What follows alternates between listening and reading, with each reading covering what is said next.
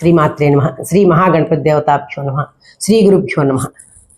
ఈ దసరా శరన్నవరాత్రుల్లో 9వ రోజు 9వ అవతారం దుర్గామాత అవతారం గురించి చెప్పుకుందాం మనం. నా పేరు చావులి ఉమాసుందరి. దుర్గా అవతారం, ఆ తల్లిని మనం జపించటానికే కానీ స్తుతించటానికే కానీ ఎంతకైనా కూడా ఎంత చెప్పినా కూడా తనివి తీరదు. అటువంటి తల్లి దుర్గామాత.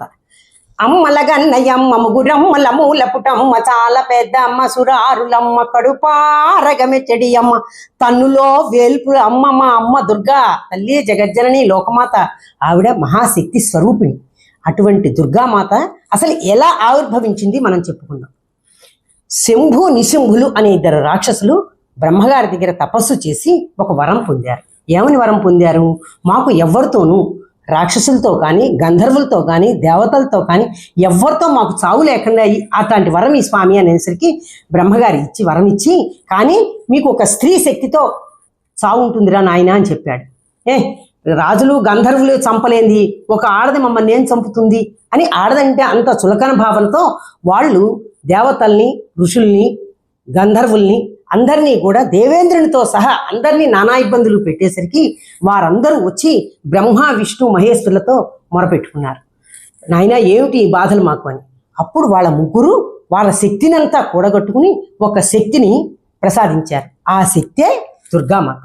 ఆ దుర్గ వచ్చి వాళ్ళిద్దరిని, శంభు నిశుంభుల్ని ఇద్దరిని కూడా సంహరించి ఆవిడ ఆనందం పొంది, ఆ పైన దేవతలు వాళ్ళందరూ కూడా ఎంతో ఆనందంగా ఉండేసరికి వాళ్ళు జయ జయధ్వనులు పాడేసరికి కనకవర్షం కురిపించింది ఆ తల్లి.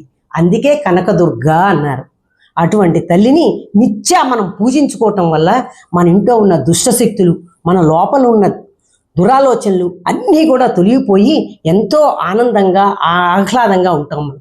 మనం మొదటి నుంచి కలిసం పెట్టి పూజ చేసుకోవాలని ఆరాటం ఉన్నవాళ్ళు చేసుకోలేకపోతే, నిన్న సరస్వతి అవతారం, మూలా నక్షత్రం అమ్మవారి పుట్టినరోజు నక్షత్రం ఆవిడిది. అటువంటి మూలా నక్షత్రం నుంచి కలిసం పెట్టుకుంటే పూజ చేసుకోవచ్చు. అవేళ కూడా కుదరలేదు అంటే దుర్గాష్టమి, నవనవమి, విజయదశమి ఈ 3 రోజులు పూజ చేసుకున్నా కూడా మొదటి రోజు నుంచి చేసిన ఎంత ఫలితం ఉంటుందో ఈ 3 రోజులు త్రిరాత్రులు, ఈ 3 రాత్రులు పూజ చేసుకున్నా కూడా అంతటి విశేషం ఉంటుంది.